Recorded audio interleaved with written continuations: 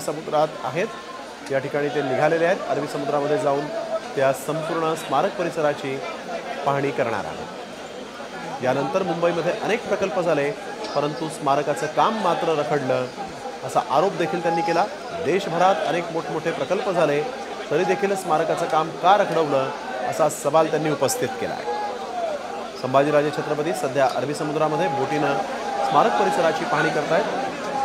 छत्रपती शिवाजी महाराज यांच्या 210 मीटर उंचीच्या स्मारकाची पाहणी करण्यासाठी म्हणून, या जागेची पाहणी करण्यासाठी म्हणून अरबी समुद्रात यावेळेस आपण बघतोय संभाजीराजे छत्रपती। सिद्धेश म्हात्रे आमचे प्रतिनिधी आपल्यासोबत फोन लाईनवरून जोडले गेले आहेत। सिद्धेश, संभाजीराजे किती वेळात तिथं पोहोचू शकतात आणि ज्या जागेवर, ज्या खडकाळ भागामध्ये जिथे ते स्मारक उभं राहणार आहे तिथं त्यांना जाता येणार आहे का?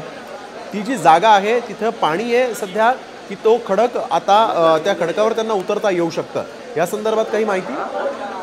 एकूणच आपण पाहिलं की आताच संभाजीराजे जे आहेत ते बोटीने रवाना झालेले आहेत। आपण ते स्पीड बोटीतून रवाना झालेले आपण दृश्यामध्ये पाहू शकतो।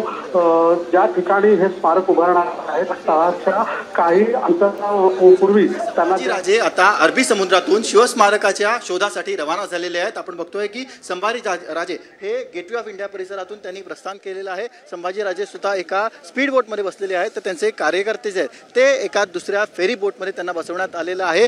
छत्रपती शिवाजी महाराजांच्या स्मारकाचं जे भव्य दिव्य असं स्मारक अरबी समुद्रात बनणार होतं त्याचं जलपूजन हे पंतप्रधान नरेंद्र मोदी यांनी स्वतः केलं होतं। मात्र 8 वर्ष उलटून गेली तरी हे स्मारक कुठे असा प्रश्न इथे संभाजीराजेंनी उपस्थित केलेला आहे आणि त्यासाठीच आज त्यांनी इथे आंदोलन देखील केलेलं आहे। आपण बघतोय की संभाजीराजे हे स्वतः मोटर बोटने या ठिकाणी जाणार आहेत। ज्या ठिकाणी हे जलपूजन करण्यात आलं होतं त्या ठिकाणचा ते आढावा घेणार आहेत। तब्बल 350 ते 400 कोटी रुपये अनुदान सरकार देणार होतं आणि या अनुदानातून हे स्मारक बांधण्यात येणार होतं। एकीकडे गुजरातला सरदार वल्लभभाई पटेल यांचं भव्य दिव्य असं स्मारक उभं राहतं, मग महाराष्ट्रात का उपस्थित राहत नाही असा प्रश्न उपस्थित करत आज संभाजीराजे यांनी हे आंदोलन पुकारलेलं आहे। अगदी काही दिवसांपूर्वी संभाजीराजे यांचा पक्ष महाराष्ट्र स्वराज्य पक्षाची देखील स्थापना करण्यात आली। या पक्षाला चिन्ह देखील देण्यात आलं आणि आपण बघतोय की काही दिवसातच संभाजीराजांनी हे आंदोलन जे आहे ते पुकारलेलं आहे स्वतः संभाजीराजे। आपण बघतोय की motor बोटने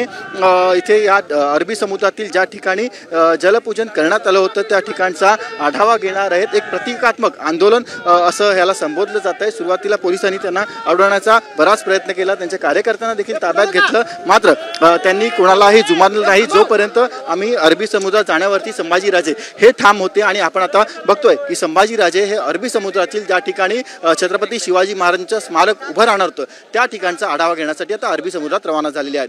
video journalist Anup कुलकर्णीसह Sachin गाड, साम टीव्ही, मुंबई।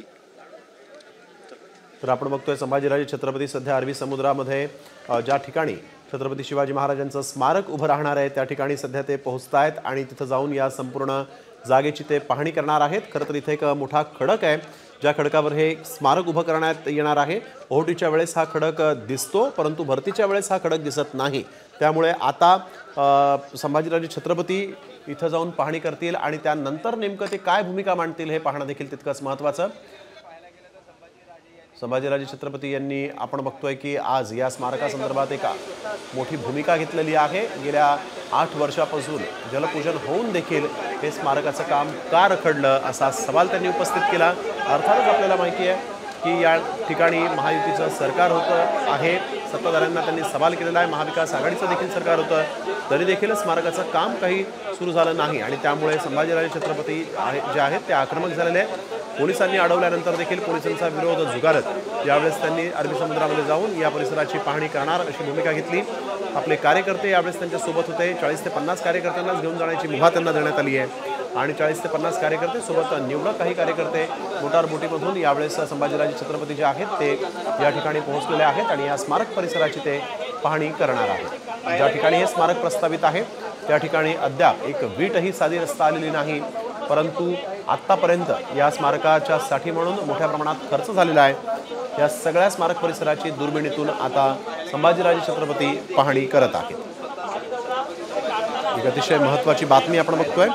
अरबी समुद्रामध्ये जे स्मारक उभारणार अशी घोषणा आघाडी सरकारनं 2004 ला केली होती, सुशील कुमार शिंदे मुख्यमंत्री असताना केली होती। ते स्मारक अद्यापही झालेलं नाही। गेल्या 20 वर्षांपासून हे स्मारक प्रतीक्षेत आहे आणि आज संभाजीराजे छत्रपती हे मात्र आक्रमक झालेले आहेत आणि त्यांनी या ठिकाणी स्मारक नेमकं का उभारलं गेलं नाही असा सवाल करत या परिसराची पाहणी करण्याचं ठरवलं आणि ते मुंबईला आले। मुंबईला आल्यानंतर त्यांनी रिगल सिनेमाजवळच त्यांच्या सगळ्या कार्यकर्त्यांना, जे मोठ्या संख्येने त्यांच्यासोबत आले होते, त्या कार्यकर्त्यांना रोखण्यात आलं होतं। त्यानंतरही अरबी समुद्रामध्ये जाऊन स्मारक परिसराची पाहणी करणार असं भूमिका संभाजीराजे छत्रपतींनी घेतली होती आणि आता आपण बघतोय की ते या ठिकाणी पोहोचलेले आहेत। गिरगाव चौपाटीपासून 1.5 किलोमीटर अंतरावर हे स्मारक प्रस्तावित आहे। काँग्रेस राष्ट्रवादीचं 2004ला ज्यावेळेस सरकार होतं त्यावेळेस या स्मारकाची घोषणा जाहीरनाम्यातून करण्यात आली होती निवडणुकीच्या आणि तरी देखील हे स्मारक काही पूर्ण झालं नाही। 2016ला जवळजवळ 12 वर्षांनी या स्मारकाचं जलपूजन, भूमिपूजन जे आहे ते पंतप्रधान नरेंद्र मोदींच्या हस्ते करण्यात आलं, परंतु तरी देखील या स्मारकाची एक साधी वीटही रस्ता आलेली नाही। परंतु कोटी रुपयांचा खर्च मात्र या स्मारकाच्या नावावर आतापर्यंत झालेला आहे। गिरगाव चौपाटीपासून 3.5 किलोमीटर अंतरावर तसंच राजभवनापासून 1.5 किलोमीटर अंतरावर एका खडकाळ भागावर 15.96 हेक्टर जागेवर हे स्मारक उभारलं जाणार आहे। या स्मारकामध्ये छत्रपती शिवाजी महाराजांचा पुतळा हे आकर्षणाचा केंद्रबिंदू असेलच, परंतु सोबतच संग्रहालय, थिएटर, माहिती देणारी दालनं, उद्यान यासह अनेक गोष्टींचा समावेश असणार आहे। तसंच या स्मारकाच्या भूभागावर हेलिपॅड देखील बांधण्यात येईल, ते देखील प्रस्तावित होतं अशी माहिती समोर आली होती। मोठ्या संख्येनं पर्यटक या स्मारकाला भेट देतील असं देखील सांगितलं गेलं होतं। स्टॅच्यू ऑफ युनिटीपेक्षाही सगळ्यात मोठं, जगातलं हे पहिलं सगळ्यात मोठं स्मारक असेल अशी घोषणा करण्यात आली। 212 मीटर उंचीचं हे स्मारक असेल असं सरकारच्या वतीनं सांगण्यात आलं होतं। जवळजवळ 3.5 ते 4,000 कोटी रुपयांचा खर्च या स्मारकाच्या निर्मितीसाठी होणार होता, परंतु अद्याप इथं एक साधी वीटही रचली गेलेली नाही आहे, परंतु शेकडो कोटी रुपये इथं या स्मारकाच्या नावावर खर्च झालेले आहेत।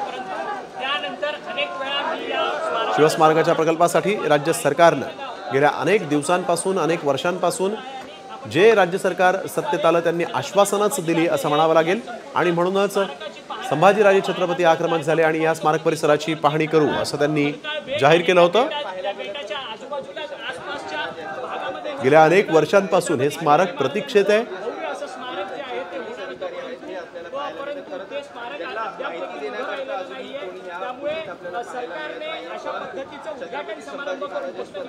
एका कंपनीला या स्मारकाच्या निर्मितीचं कामही देण्यात आलं होतं, परंतु ते सगळं काम बारगळलेलं आहे।